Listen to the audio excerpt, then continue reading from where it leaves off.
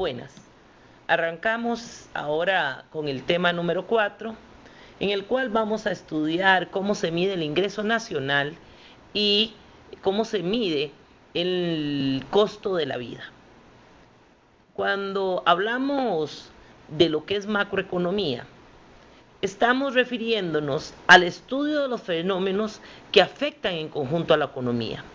¿Qué nos referimos con fenómenos que afectan en conjunto a la economía? Nos referimos a aquellos grandes temas, aquellos temas de elementos agregados que son de interés a nivel nacional. Desde este punto de vista, cuando hablamos de los grandes problemas macroeconómicos, vamos a entender que los principales son el crecimiento económico, la inflación, el desempleo, el déficit. Cuando hablamos de diferencia entre impuestos y gasto de gobierno, sería el déficit fiscal. Y cuando hablamos de diferencia entre exportaciones e importaciones, estaríamos hablando de déficit externo. Y por supuesto, cualquier situación donde haya déficit, donde tengamos más gastos que ingresos, nos va a llevar al problema de la deuda. En este tema vamos a concentrarnos básicamente en los 4 primeros puntos, porque vamos a estudiar lo referente a cómo se mide el ingreso nacional, que nos permitirá ver el crecimiento, la inflación, el desempleo. Posteriormente veremos algunas políticas monetarias y fiscales para resolver problemas macroeconómicos como los antes señalados. Desde esta perspectiva, los grandes temas de estudio de la economía van a ser el producto total, que el producto total, como lo vimos a través del flujo circular de la renta, es lo mismo que el ingreso total. O sea, si en la economía no hay lo que llamamos filtraciones, si ningún dinero sale de la economía, lo que es ingreso para una parte de la población es producción para otra parte. Lo que es ingreso para una persona es pago para otra, que genera lo que es la producción nacional. Trabajaremos desempleo y tasa de desempleo, nivel general de precios y tasa de inflación, oferta monetaria y cómo la oferta monetaria es la que nos llega a determinar la tasa de interés, y gasto público e impuestos como medidas de política fiscal. ¿Qué es el Producto Interno Bruto? El Producto Interno Bruto es el indicador de la economía utilizado para medir el crecimiento económico, que es el primer problema que nosotros definimos en macroeconomía. Que si bien se le han establecido algunas debilidades, es el que mejor nos permite definir el ingreso producto de la actividad económica. El PIB se establece a través de la valoración total de la producción de una economía a precios de mercado. Es decir, sumarizamos todos los bienes finales realizados por la sociedad en un periodo de tiempo. Cuando hablamos de Producto Interno Bruto, nos referimos a la producción generada a lo interno de un país. Cuando nosotros nos referimos, como les decía, al Producto Interno Bruto, vamos a contabilizar solo la producción que se genera dentro de las fronteras de un país, utilizando los recursos productivos, tanto nacionales como extranjeros. En este caso, se considera la producción realizada dentro de los límites geográficos del país en referencia, independientemente de quiénes sean los agentes productivos o a quién pertenezcan los recursos. Si hablamos de PIB nominal, la característica que le da su apellido nominal es que está valorado esta producción a precios de mercado o precios corrientes, ¿A qué nos referimos con precios de mercado o precios corrientes? Los precios que en ese año se hayan establecido para los bienes y servicios. Por ejemplo, hablemos de la gasolina. Este año la gasolina ha tenido muchas variaciones, pero podemos decir que en promedio tiene un costo de 540 colones. Ese es el precio de mercado en este momento.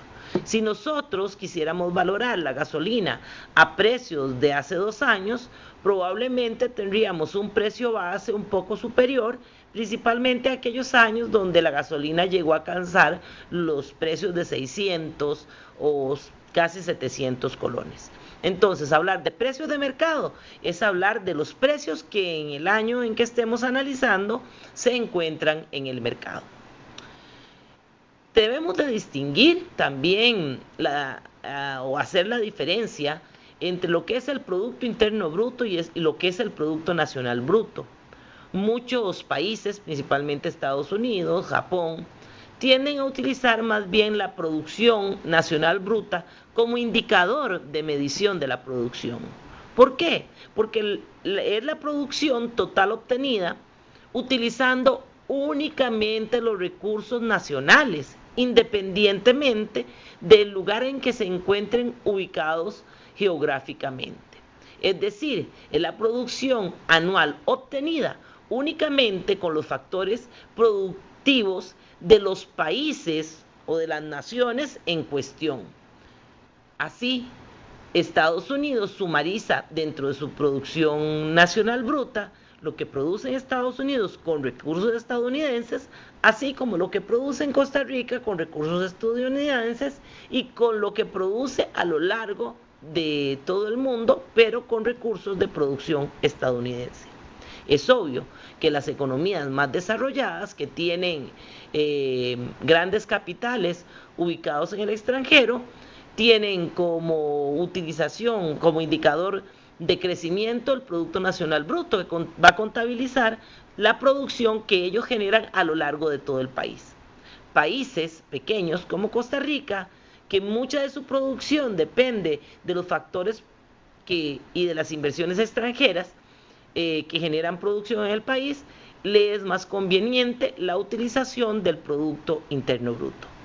Teniendo claro estos dos temas, vamos a proceder a estudiar cómo se calcula el Producto Interno Bruto. Ustedes pueden ver, como les indiqué, que cuando hablamos de producción nacional o ingreso nacional, son dos formas de calcular el PIB. Una, la correspondiente a ingreso, también se le conoce como valor agregado. ¿Por qué valor agregado? Porque el PIB, por el lado de los ingresos, es la sumatoria del pago de los factores de producción que se utilizan para la generación de bienes y servicios. Entonces, como pueden ver, tenemos, desde el principio los estudiamos, 3 factores de producción. Por un lado, tenemos lo que es el trabajo, y sabemos que por el trabajo se nos puede pagar un salario. Pero además tenemos lo que es capital. Por capital se nos pueden pagar intereses, puede ser que se nos paguen dividendos, puede ser que tengamos utilidades u otras ganancias. Pero también tenemos un factor que es la tierra. Por este último factor nos pueden pagar rentas y alquileres. De esta forma, todos los factores productivos, al incorporarse al flujo de la renta, lo que es ingreso para una parte de la población, que son los dueños de los factores, las familias, ese ingreso las familias lo van a direccionar para comprar sus bienes y servicios. Todo lo que es ingreso de las familias se convierte en consumo, en el entendido de que si las familias ahorran, vamos a establecer el ahorro como un bien más, vamos a gastar el dinero en un bien. ¿Cuál bien? El ahorro. Técnicamente eso no es lo correcto, porque el ahorro tiene una concepción diferente de la familia, y más adelante vamos a ver que en las economías hay una propensión marginal al consumo y una propensión marginal al ahorro. Pero para efectos de simplificación, vamos a suponer que el ahorro es un bien o servicio que tenemos en la economía. Pero también tenemos otras unidades económicas. Tenemos a la empresa. La empresa, ¿qué es lo que hace? La empresa invierte. Desde este punto de vista, los ingresos de la empresa o la determinación de producir o no por parte de la empresa van a depender o van a ser una función directa de lo que son los intereses. Los intereses son los que van a determinar si una empresa decide invertir o no.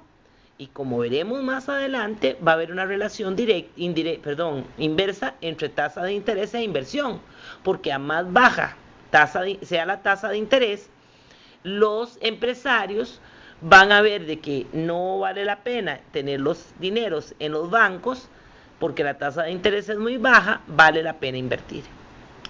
Por otro lado, tenemos a la unidad económica gobierno, que el gobierno es el que genera gastos de gobierno. Las decisiones de gastos de gobierno no dependen del ingreso que se tenga.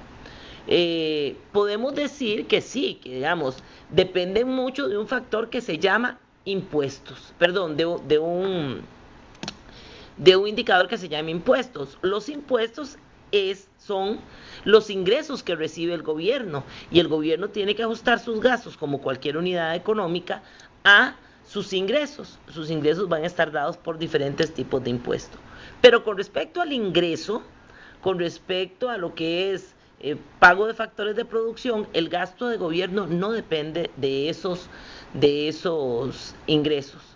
Va a ser autónomo, independiente con respecto a los ingresos, y el gasto de gobierno va a ser una decisión netamente política. El sector externo, exportaciones e importaciones, sí dependen en parte del ingreso nacional, pero dependen también de una serie de factores como son el tipo de cambio, la situación económica internacional.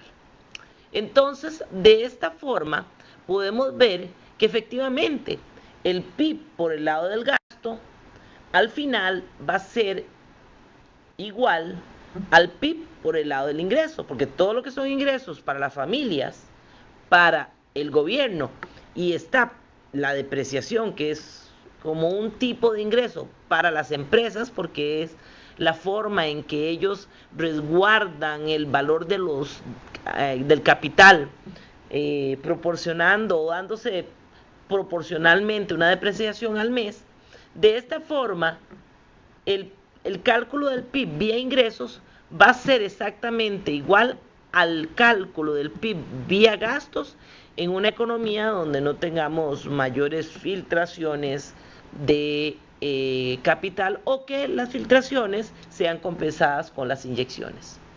¿Cómo se calcula el PIB? De acuerdo a la definición, habíamos dicho que el PIB era el valor de mercado de todos los bienes y servicios finales producidos durante un determinado periodo de tiempo, valorado al precio de mercado. Entonces, ¿qué es lo que estamos diciendo? El PIB es la sumatoria de I igual 1 hasta N de precio por cantidad de todos los bienes que se produzcan en el mercado. De esa forma, sumando precio por cantidad de cada uno de los bienes, obtenemos el PIB de una economía para un periodo determinado. El PIB nominal, como se calcula a precios de mercado o vigentes, no nos puede proporcionar una idea cierta de crecimiento. ¿Por qué? Porque cuando nosotros vemos al PIB nominal crecer, nos surge la duda si ese aumento numérico en el valor que nos resulta del PIB es producto, uno, del aumento de los precios. ¿Por qué? Ya dijimos que el PIB era precio por cantidad. Entonces, si aumentan los precios, aumenta el PIB nominal. Pero podría ser que efectivamente haya aumentado la producción. La producción, ¿por qué puede aumentar o disminuir?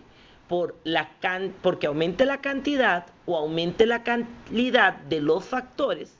Eso sí nos generaría una producción real, un aumento real, un crecimiento económico real.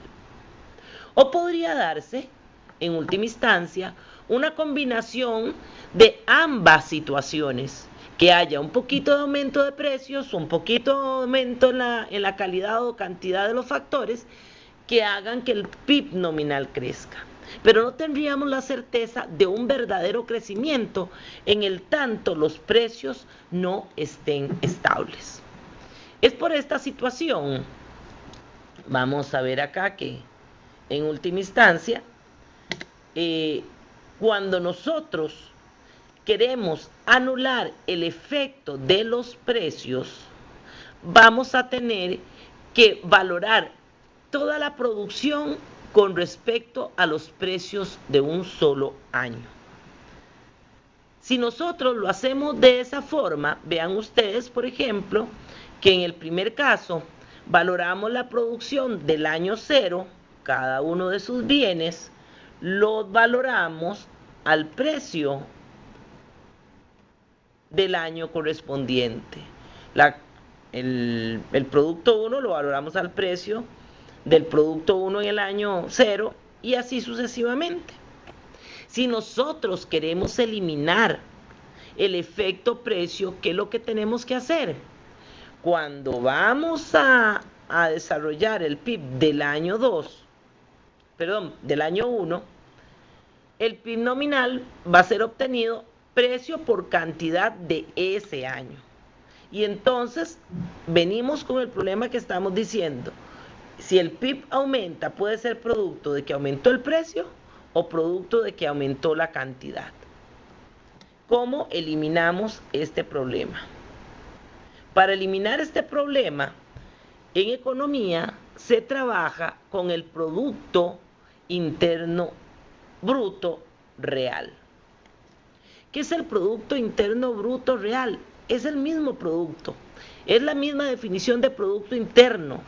¿Qué es? Es la producción anual obtenida dentro del territorio nacional, utilizando los recursos tanto nacionales como extranjeros.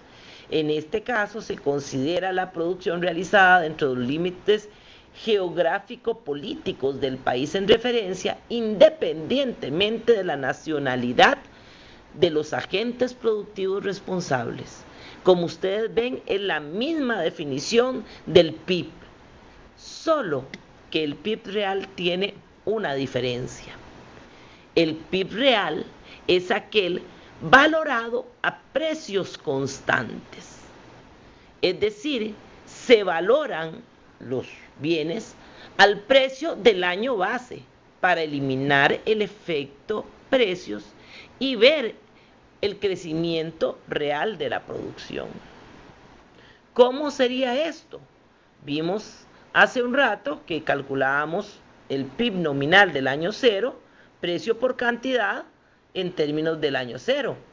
Si vamos a hacer el PIB real del año 1, lejos de multiplicar el precio del año 1 por la cantidad del año 1, como lo hicimos en el caso anterior, multiplicamos sí la cantidad del año 1, pero mantenemos el precio de ese bien correspondiente al año 0.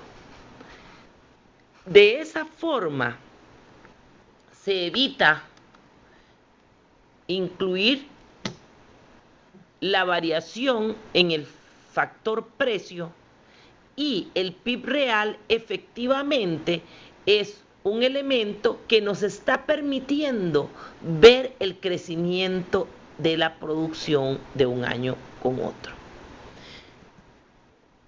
En términos generales, lo que se hace es eliminar los precios del año 1 de cada producto.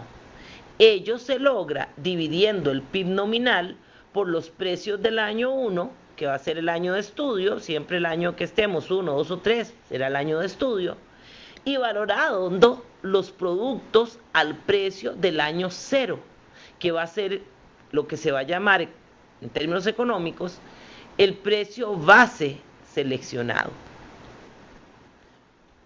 Desde esta perspectiva, nosotros podemos establecer que el PIB real base año 1 sería, el PIB real del año 1 va a ser, aquí sería el PIB real del año 1 a precios del año 0, ¿verdad? Sería eliminar los precios del año 1 y multiplicar el PIB nominal por los precios del año base. Ese sería el precio, el PIB real del año 1 valorado a los precios del año 0, a precios del año 0. ¿Ok? Desde este punto de vista, viene a colación lo que vamos a llamar deflator. Ahí el autor es muy claro en que la palabra es deflator. Algunos autores hablan de deflactor, pero lo acertado, de acuerdo a la literatura que estamos usando, es deflator. El deflator del PIB refleja la evolución de los precios de los bienes y servicios a través del tiempo. Y si nosotros queremos establecerlo a través de la fórmula numérica, el deflator sería la división del PIB nominal entre el PIB real por 100. ¿Por qué por 100? Porque de esta forma se establece un valor relativo, base 100, que nos permite establecer de un 1%, o sea, en un valor numérico de entre 0 y 1, qué porcentaje de la variación está siendo producto de los precios. Vean ustedes que en última instancia el deflator va a ser algo similar a un porcentaje de precios. Sin embargo, no es lo mismo que el índice de precios, que más adelante lo vamos a proceder a explicar la diferencia entre el deflator y el índice general de precios. De esta forma, damos por conocida el tema de lo que es el PIB, el indicador de crecimiento económico.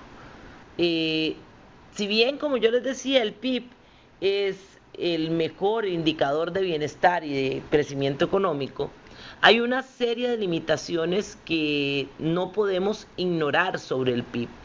Dentro de estas limitaciones, una de las principales es que solo se considera la producción de bienes y servicios que se comercializa en el mercado, dejando de lado mucha producción que no pasa por el mercado, por razones obvias, ¿verdad? Porque en el mercado negro no van a reportar la producción que ahí se da, ni tampoco muchos de nosotros, amas de casa, reportamos el almuerzo que hicimos para la familia, ni nuestros compañeros o los padres de familia reportan la reparación de la puerta o de la silla que tuvieron que hacer.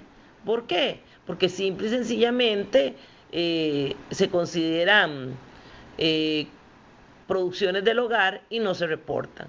Y al no reportarse, entonces el PIB no va a contemplar el total de bienes y servicios que realmente se generó.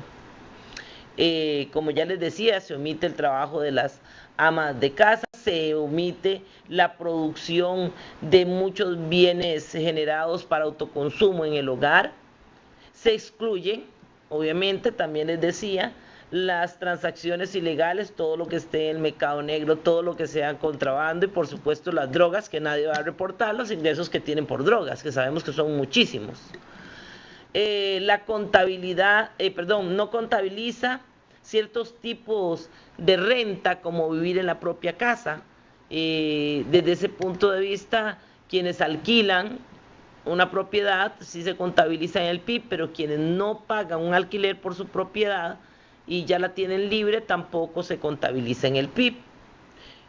Un aspecto muy importante es que como medida de bienestar, ¿qué es el bienestar? El bienestar es el crecimiento de la producción que nos ayuda a todos los individuos del país o de la economía a satisfacer nuestras necesidades. Entonces es de recibo decir, bueno, entre más bienes y servicios se produzcan, más se van a satisfacer necesidades y más bienestar va a haber en esta economía. Pero el costo de la producción de esos bienes y servicios, los costos ambientales, la contaminación, el deterioro de la capa de ozono, etcétera, no se contemplan. Y eso, lejos de generar bienestar, genera malestar. Por último, uno de los limitaciones que tenemos en el PIB es que si bien contabilizamos la cantidad, no podemos contabilizar la cantidad la calidad de los bienes y servicios. Y sabemos que hay bienes de bienes y no podemos estandarizar calidades. ¿Por qué? Porque tampoco se pueden estandarizar los costos de los bienes sin tomar en consideración algunos aspectos que una marca genera para diversificar del mercado ese bien o servicio. Finalmente, el último de los elementos que genera una limitación es que no se considera el tipo de bien o servicio que se genera, sino solo su valor. Entonces, en una economía, entre más armas se produzcan, hay un mayor crecimiento económico, pero eso no necesariamente nos va a llevar a bienestar. Esa diferenciación no la podemos lograr en la generación del PIB a través de la sumatoria de C más I más G más X menos M, que es la sumatoria de lo que se produce en toda la economía, ya sea a precios constantes o a precios de mercado o precios corrientes. Vamos a pasar ahora al tema de la medición en el costo de la vida. Para medir el costo de la vida, el indicador que se utiliza en la mayoría de los casos es el índice de precios al consumidor. Se utiliza para seguir la evolución que experimenta el costo de vida con el paso del tiempo. Se utiliza también para convertir las cifras monetarias en indicadores de poder adquisitivo. El ingreso que nosotros podemos tener no tiene el mismo poder adquisitivo en diferentes momentos del tiempo. ¿A qué nos referimos con poder adquisitivo? El poder adquisitivo es la cantidad de bienes y servicios que en un determinado momento del tiempo podemos adquirir. Pero ya sabemos que entre más altos sean los precios, menor va a ser lo que llamamos ingreso real. El ingreso real es igual al ingreso nominal con relación al índice de precios al consumidor. Entonces, entre más alto sea el índice de precios al consumidor, entre más costosos sean los bienes, menor es el ingreso real que tenemos disponibles para poder adquirir bienes y servicios. Al fenómeno de aumento sostenido y recurrente de precios o de nivel de precios se le conoce como inflación, que es el segundo problema económico que dijimos que se estudia con detenimiento en la macroeconomía. Nosotros podemos no solo estudiar la inflación de un año, calcularla a través del movimiento que ha tenido el índice de precios, sino que podemos trabajar los valores no en términos absolutos, sino en términos relativos, para ver la variación porcentual de un año con respecto a otro año. En términos estadísticos y económicos, trabajar con términos relativos nos genera una mayor ventaja en materia de análisis, porque nos permite ver direcciones y ponderaciones del valor que se está obteniendo. Así las cosas, podemos definir la tasa de inflación como la variación porcentual que experimenta el nivel de precios con respecto al periodo anterior. Y cuando hablamos de periodo anterior no tiene que ser un año anterior, puede ser un lustro, 5 años, 10 años, una década, un siglo.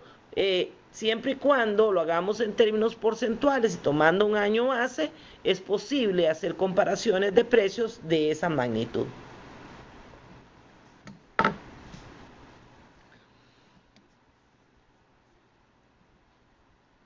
Cuando nosotros hablamos del índice de precios al consumidor y decimos que es un indicador del costo de los bienes y de los servicios comprados por un consumidor, es necesario que conozcamos cuáles son los elementos básicos que se utilizan para llegar a calcular ese índice. Para nosotros calcular el índice de precios al consumidor, tenemos en primera instancia que fijar la canasta o la cesta de consumo, como dice el autor. ¿Qué es la canasta de consumo? Bueno, aquellos bienes que de acuerdo a análisis estadísticos se han determinado que son los bienes más representativos de consumo y de impacto en una economía.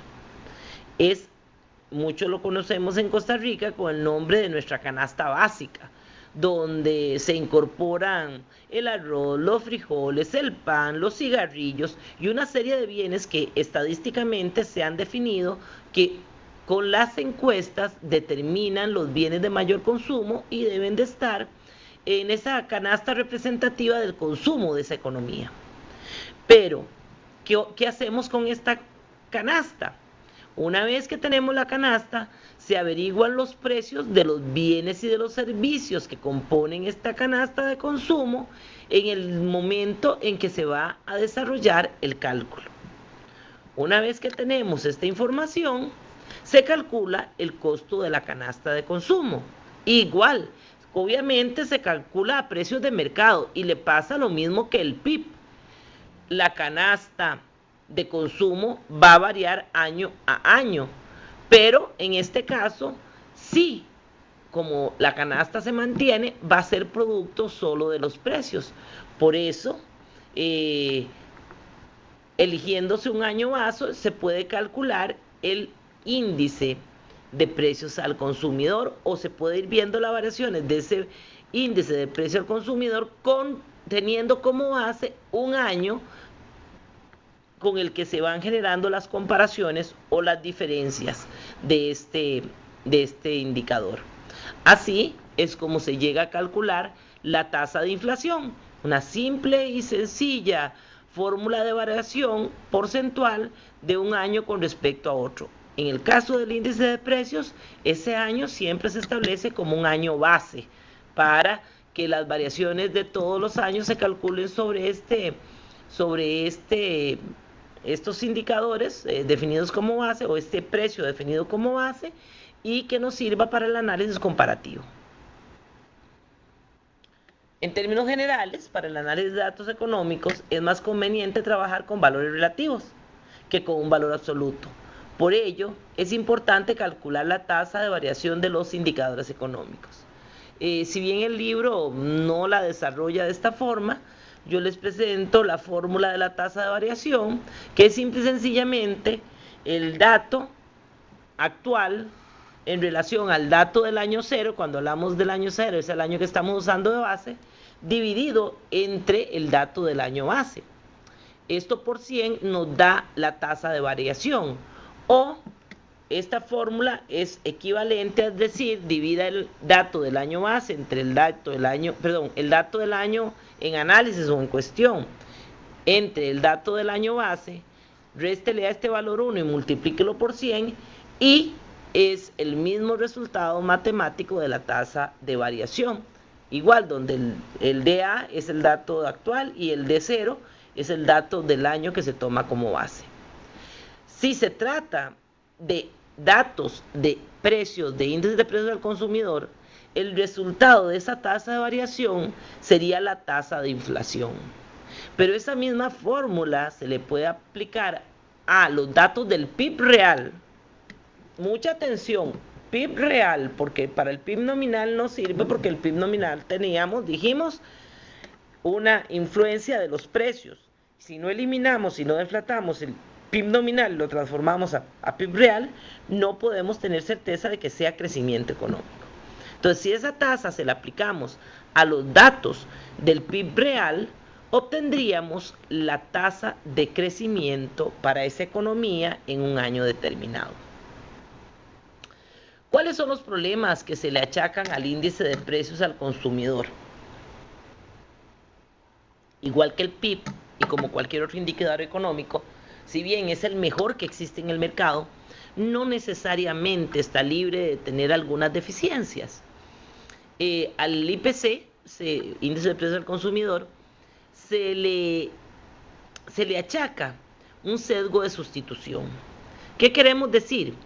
El índice, al mantener la canasta de consumo original, puede mostrar un perjuicio ascendente y puede ser exagerado del valor verdadero del aumento en el nivel general de precios. ¿Esto por qué? Porque mantiene la canasta de consumo y como la vida es dinámica, la realidad es que, como lo dice el punto 2, generalmente se están introduciendo nuevos bienes y servicios, por lo que la canasta puede estar variando, entonces ahí se puede dar el sesgo de sustitución, o sea, que no sea porque los precios se han subido, sino que porque los bienes o servicios que se están incorporando, muchos de ellos en la actualidad, que son de tecnología avanzada, porque ya nadie puede vivir sin un teléfono celular, ya tiene que estar probablemente dentro de la canasta básica, y si no el costo del celular, el costo de la línea, eso introduce una diferencia en la ponderación de la canasta e introduce una diferencia en el índice de precios al consumidor que al estarse incorporando va a generar un sesgo con respecto al índice de precios, al valor, a los precios, a la variación real de los precios. Otro aspecto que se le achaca es que el índice de precios no mide el cambio con respecto a la calidad. Y a veces se puede estar valorando en un año un producto que es mayor calidad que el del otro año, entonces el efecto no era por un efecto precio, sino por un efecto calidad. Bueno, pero en fin, estos son los tres problemas que se le achacan al índice general de precios. Yo les decía a ustedes cuando estábamos deflatando el PIB real, que se podía trabajar el PIB real por una forma de deflactor, usando la fórmula de deflactor, o simple y sencillamente eliminando los precios al consumidor de un año y multiplicándolo con los precios del año base, nosotros podíamos también eliminar ese efecto del precio. Sin embargo, el deflactor del PIB frente al índice de precios tiene sus diferencias. Mantengo la palabra deflactor cuando lo correcto debe ser defactor. Deflactor. Sin embargo, vamos a usarlos acá en los mismos términos. El deflactor del PIB refleja los precios de todos los bienes y servicios producidos en el interior, mientras que el índice de precios refleja los precios de todos los bienes comprados por los consumidores. Y muchos de estos bienes pueden ser bienes importados. De ahí que puede haber una diferencia entre el índice de precios del consumidor y el deflactor. ¿Ok? La otra situación que tenemos es que el índice de precios compara el precio de una canasta fija con el que se tenía en un año base y el deflactor compara el precio de los bienes y servicios producidos en el año actual con los que tenía en el año base. Por lo tanto, el grupo de bienes y servicios del deflactor cambia automáticamente con el paso del tiempo, mientras que el índice de precios del IPC, la canasta es fija. La corrección de la variable económica para considerar los efectos de la inflación es en un índice de precios, como el índice de precios al consumidor, nos permite medir el nivel de precios y determinar la magnitud de las correcciones que se deben aplicar a una cifra monetaria para tener en cuenta la inflación. O sea, ¿qué es lo que estamos haciendo? Convirtiendo una cifra monetaria a una cifra real. Y para ello lo que hay que hacer es eliminarle los precios del año en cuestión a la cifra monetaria y multiplicarla por el índice de precios del año base. Eso es todo lo que tenemos que hacer. De esta forma podemos trasladar precios o podemos comparar precios de un año con respecto al otro. Esta metodología es muy utilizada en salarios reales para comparar los salarios reales de un año con respecto a salarios reales de años pasados. Finalmente vamos a hablar de dos términos que son muy importantes de entender en materia económica. La indiciación o indexación, que es la corrección automática por ley o por contrato de una cantidad monetaria para tener en cuenta los efectos de la inflación. En el caso de Costa Rica, este ha sido muy utilizado en el Banco Nacional con las famosas unidades de desarrollo, que son un parámetro de medición de cómo va evolucionando la moneda comparada con los índices de precios que se van teniendo en el mercado para que la cantidad monetaria tenga contemplados los efectos de la inflación. El otro término que vamos a trabajar son los tipos de interés reales y nominales. ¿Qué es el tipo de interés nominal? El tipo de interés nominal lo que hace es medir la variación de las cantidades monetarias. Es el tipo de interés que se anuncia en el mercado, lo que muchos conocemos como la tasa básica pasiva. Esta tasa de interés que se usa en el mercado aparece siempre en términos nominales. ¿Qué quiere decir que aparece en términos nominales? La tasa aparece en términos nominales, incluyendo la tasa de interés más la inflación. La tasa de interés que se impone en el mercado va a ser una tasa de interés que va a estar afectada por la inflación, que va a contemplar la inflación. La tasa real va a ser la tasa corregida para tener en cuenta los efectos de la inflación. Entonces, ¿qué es lo que hacemos? Simple y sencillamente le restamos a la tasa básica que aparece en el mercado o a la tasa de interés que estemos estudiando en el mercado, le restamos la inflación, la tasa de inflación. De esa forma vamos a tener lo que conocemos como interés real del mercado.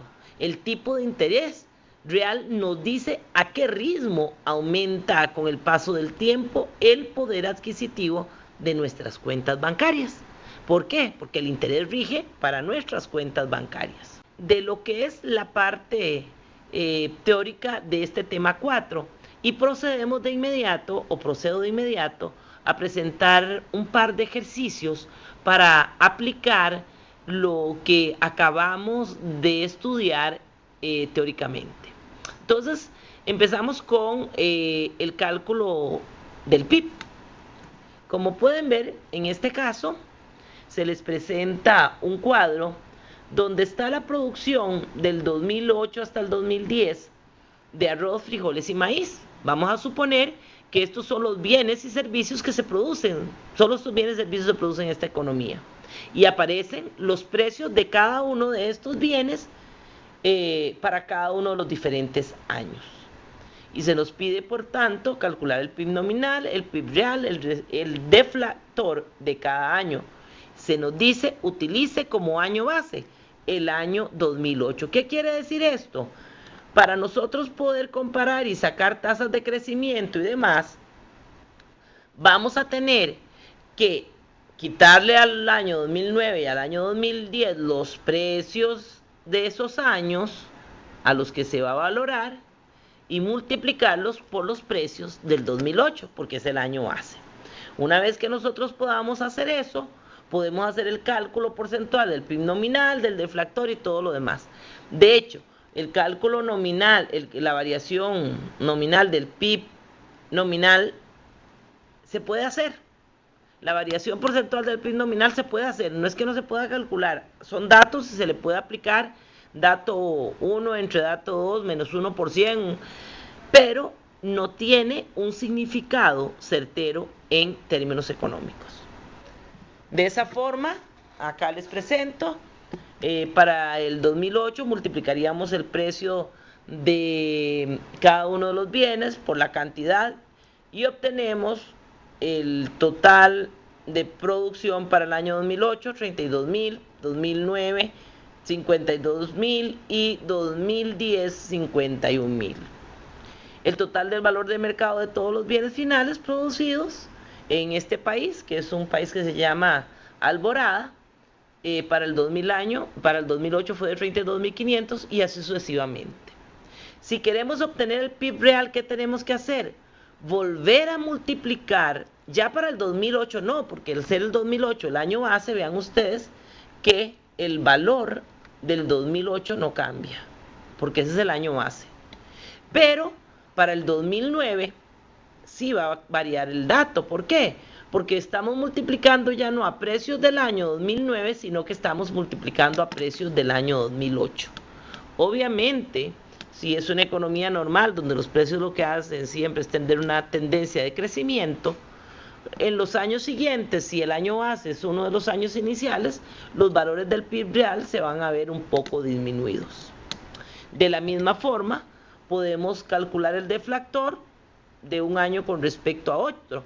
Habíamos visto que el deflactor era el PIB nominal entre el PIB real.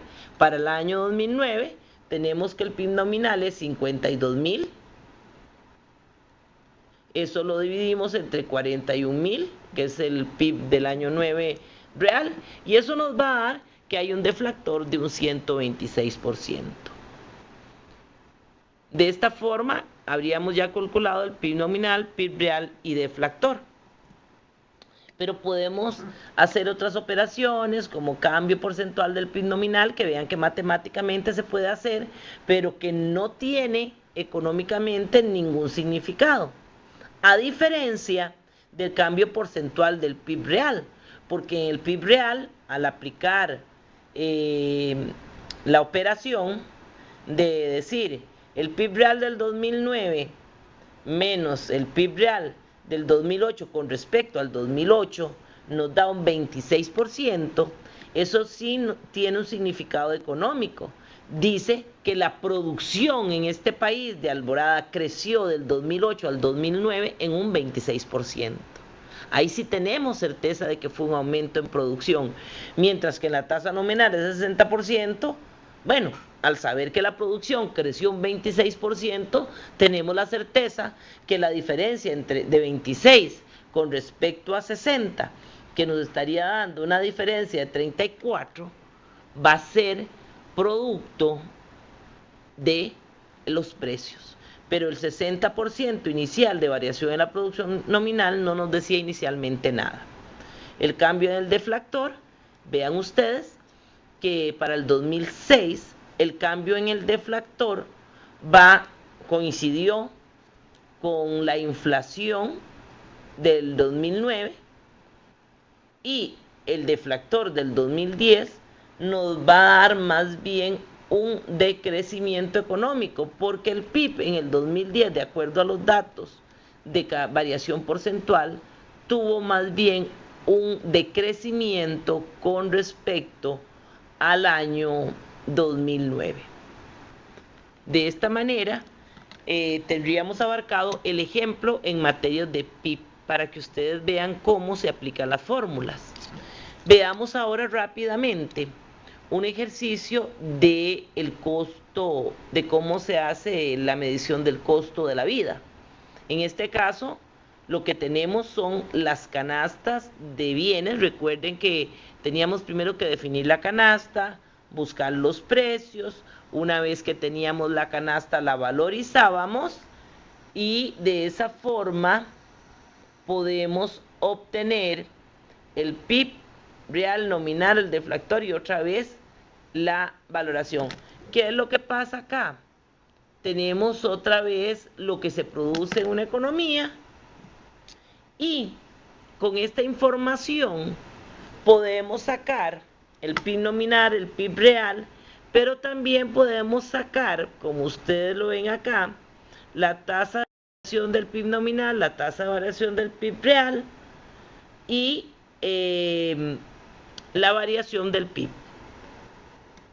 Pero sí, son dos ejemplos aquí de verdaderamente de cómo se calcula el PIB. Sin embargo, estos bienes y servicios, leche, cereal, huevo y pan, podríamos tomarlos como como que conforman nuestra canasta básica, y podríamos obtener también el índice de precios al consumidor y hacer la práctica de obtener la diferencia, cómo va variando el índice de precios al consumidor año con año. Finalmente, les voy a mostrar una práctica de cómo se calculó la tasa básica real, que lo que se hace es a la tasa básica se le quita la inflación. Si la tasa básica era de 15 y la inflación en el 2001 fue del 10.9, le restamos al 15 los 10 de inflación y la tasa real básica fue de 4. Y así sucesivamente. Vean ustedes qué interesante.